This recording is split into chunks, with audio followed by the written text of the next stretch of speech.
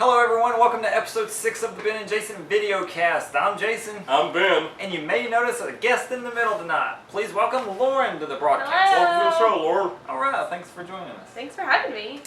Tonight we take a look at the movie thriller Wait Until Dark, starring Audrey Hepburn, Alan Arkin, and Richard Crenna. It's directed by Terrence Young, who you may remember did the James Bond films in the early 60s, such as Dr. No and Thunderball, starring Sean Connery. Oh, great movies. They are. Along with a great actor. Yes. Yes. The movie takes place around Susie Hendricks, who is recently married and recently blind. And she is not the only heroine in this movie. No, there is heroine in a doll that is the center point of the plot. Which is given off, which is being tried to be smuggled into the airport by Lisa, who hands it to Susie's husband Sam, who unknowingly takes the doll home with him. Filled with heroin. Filled with heroin. 3 international smugglers want that doll, and so they track Susie to her house and launch a very convoluted scheme to get it back. Alan Arkin, who plays Mr. Rote, is the evil nemesis, at which time something happened. What happened? Oh, Lisa is found dead. Lisa is found dead inside Susie and Sam's apartment. In a plastic bag in their closet. Yep. And from there, all hell breaks loose because they want the doll back, but Susie has no idea where the doll has went. No, because... Oh, Gloria. Gloria, the 12-year-old neighbor actually took the doll from her. And so Susie... The thieves can't find it. Because Susie doesn't know where it's at. Susie legitimately doesn't know where it's at. Right. And so, from then, all hell breaks loose. Literally. Yes. And so, that's where the movie ends. The end. But there is one point, though, that Susie levels the playing ground by knocking all the lights out throughout the house. She seems to use her heightened senses from being blind to find light bulbs and other light sources to knock out. And I know back in that time, they actually took the movie theaters and made it completely dark as legally as they could to kind of bring the viewers into the movie to get them to kind of see how Susie lives her day-to-day life. And I think they had to warn people of that too, because otherwise... Yeah, there was a warning sign. Yeah. Imagine the lights just go out. No. And, oh, we lost power. Time to go. Like viewers turning us off. My popcorn.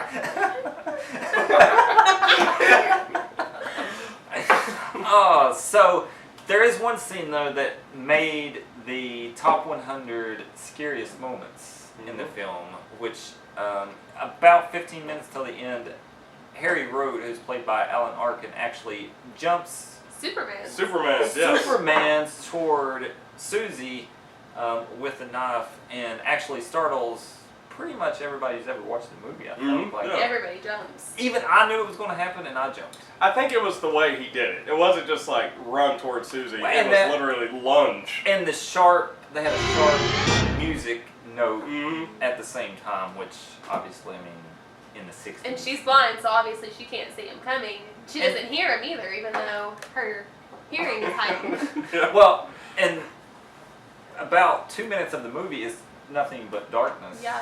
It's just, all you hear is them Sounds. moving around in the apartment. So you kind of have to put yourself in that situation, and you can only picture what would be going on in the movie. And you'd have to think how scared she would actually be, you know, you're a little nervous when you hear something in the house or something that you may know what it is, but you still kind of get that unsure feeling. Yeah, so imagine being blind and literally can't do nothing about it, even though she does. But, I mean, I feel a little more suspense thinking of myself as the character more than just watching it. Yeah. But she does have Gloria, who kind of plays her eyes to some degree, because she relies on Gloria to relay information that Gloria is seeing when she's looking out the window. And they also use a water line or something in the corner there. Like They would knock. a drain pipe, and Gloria would knock on it to relay messages to Susie. Mm-hmm. So I thought that could have been played on a little bit better, like a little bit more. More key role in the movie. Yeah, like Morse code or something. Because they kind of just glance over it, and I thought it was going to be like she goes and knocks on it, and maybe they hear her do that or something. I would have. Well, now, but remember, Gloria is calling, and if it rings twice, that's a yes. Mm-hmm. And if it rings once, that's a no to like a question that Susie has asked. Yeah. Or if one of the criminals is talking outside or somewhere along that line. So she is relaying information through the technology at the time. Like I couldn't imagine somebody doing it today with a cell phone. Like, I'll pick up on your weird ringtone here. You know. Text twice for yes. Text once for no. How about just text no? Well, she's blind, so she couldn't see it. The ding. Braille. But overall, though, I think the movie did portray the classic thriller 1960s film to a T. Yeah. It was very well done, very well put together. I'd see it again. I'd watch it again, definitely. Well, that's 3 of us that would. So on a scale of 1 to 5 stars, Ben? I'd give it a 4. The reason a 4, I like the movie, but I feel like there were some more elements that could have been, like the communication part. I would have wrote something in to be a little better. I think the criminal's plot was a little bit too convoluted. I feel that they literally could have came up with one character, got her out of the house, and then just rummaged through the house themselves and got it and left or looked. So plot holes for me like that, and I mean that's just the way I feel about it. Lauren? 5. Oh, 5. That might be our second 5 on the video. I think it was really well written, and it definitely portrayed how a deaf person would live back in those times, you know? Yeah. So, definite 5. What about you, Jay? 4.5, so the average of you two, actually. Okay.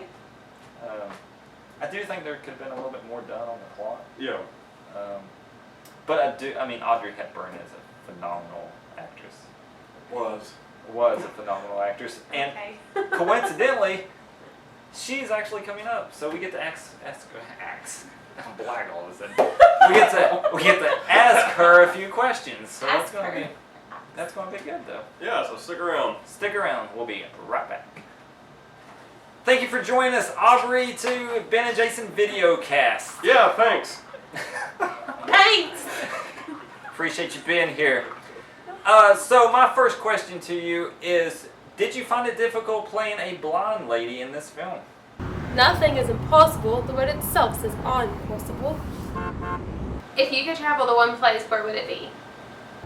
Paris is always a good idea. Miss Hepburn, what do you think the most important thing in life is? The best thing to hold on to in life is each other.